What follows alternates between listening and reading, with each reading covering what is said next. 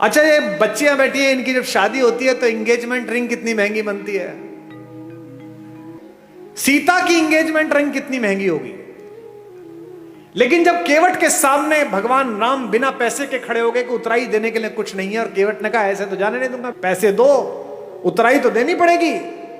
तो पति का अपमान ना हो जाए, पति यहां संकट में ना लगे, सीता ने चुपचाप अपनी अंगूठी उतारी और राम के हाथ में दे दी कि ये दे दो। गोस्वामी जी ने लिखा, पियसिय की ही जानन हारी, मुदित मगन मणि मुद्री उतारी। मणि उतार कर दे दी। ये सीता है, ये सीता सिखाई गई थी, ये सीता घर घर में सिखाई गई थी। इसीलिए हमारी माएं, हमारी नानियां, हमारी दादियां कम में काम चला लेती थी। आज क्या हो गया, कम हो गया तो झगड़ा हो गया। पति की नौकरी 4 साल नहीं लगी तो तलाक हो गया, पत्नी की नौकरी छूट गई तो झगड़ा हो गया। इसका मतलब क्या है, सुख साधन पर केंद्रित कर दिया।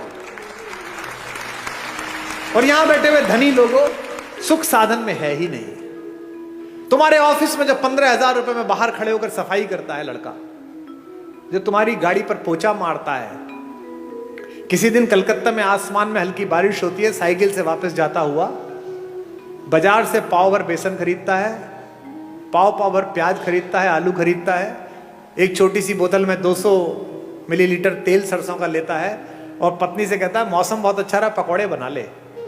वो स्टोव पे पकौड़े बनाती है, दोनों बाहर बैठकर खाते हैं और शाम को सोते हुए कहता है यार क्या शाम बीती है, भगवान का धन्यवाद, क्या अच्छा मौसम है, क्या बढ़िया हो।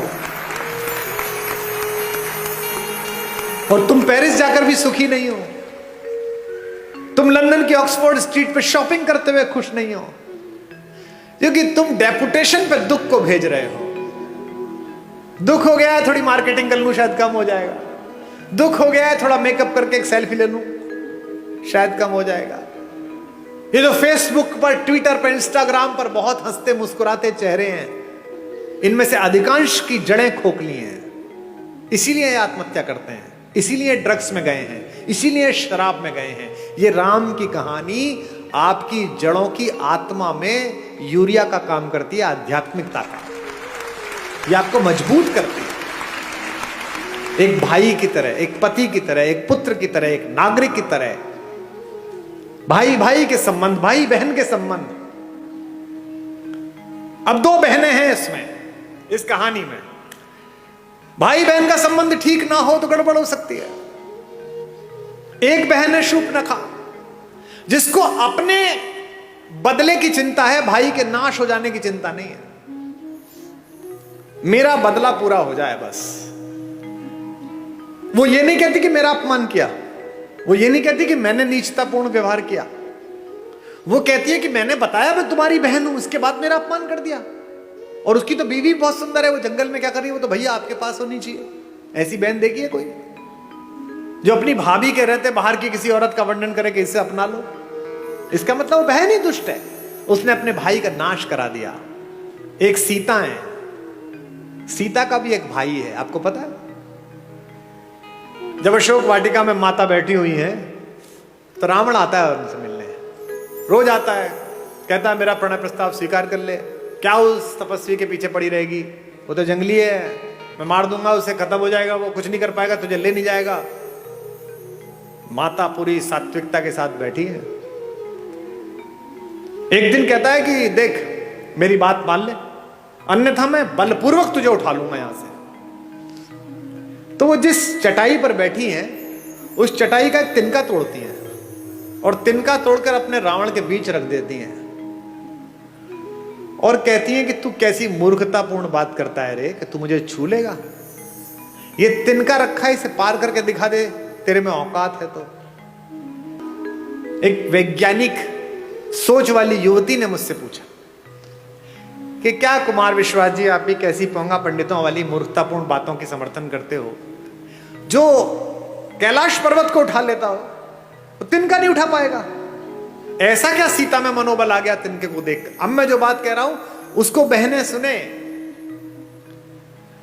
एक लड़की अपने पति के साथ भी इतना सुरक्षित अनुभव नहीं करती इतना भाई के साथ करती है।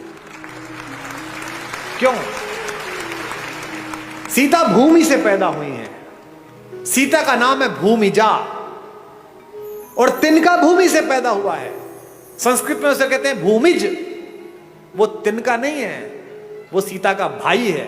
सीता कहती है मेरे इस भाई से निपट ले, पति से तो बाद में निपटना, वो तो बाद में आ जाएगा, पहले इस भाई से निपट।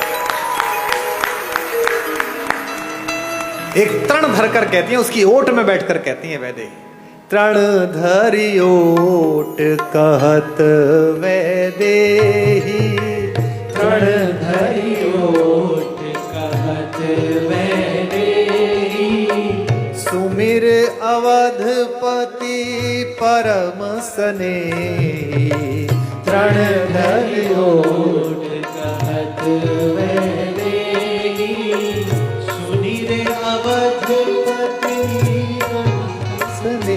एक बात आपको बता दूं मैं, जिस दिन आपको अपने पिता की बेटी से अपनी बेटी ज्यादा अच्छी लगने लगे, उस दिन समझ लेना कि अमंगल की तीर्थ यात्रा प्रारंभ हो गई है। क्योंकि पहला संबंध तो पृथ्वी पर आपका उसी से है जो एक कोख से पैदा हुआ है। ये जो भैया दूज पर और राखी पर बहनें राखी बांधने आती हैं, हम क्या समझते हैं कि ये एक त्योहार मनाने आती है? नहीं, ये उस भाई में अपने माता पिता का मंगल ढूंढती हैं। ये जानती है कि मेरा भाई ठीक रहा तो मेरे मां बाप का बुढ़ापा ठीक कटेगा, ये समृद्ध रहा, ये शक्तिशाली रहा तो अच्छा हो जाएगा, और उसी के आशीर्वाद से तुम्हारा स्वास्थ्य चलता है। इसीलिए उस तिनके की ओट पर बैठी हुई सीता जानती है कि जब तक ये तिनका है, जब तक ये मेरा भाई है, चाहे कैसा भी हो, तिनके से ज्यादा गरीब बेचारा कौन होगा। तिनका तो बहुत ही गरीब भाई है, लेकिन फिर भी वो जानती है कि ये रक्षा करेगा। इसलिए इस पूरे पारिवारिक प्रतिष्ठान में, राम कथा में, एक एक प्रतीक शास्त्र ऐसा है जो आपको आपके पारिवारिक मूल्यों के साथ जिंदा रख सकता है।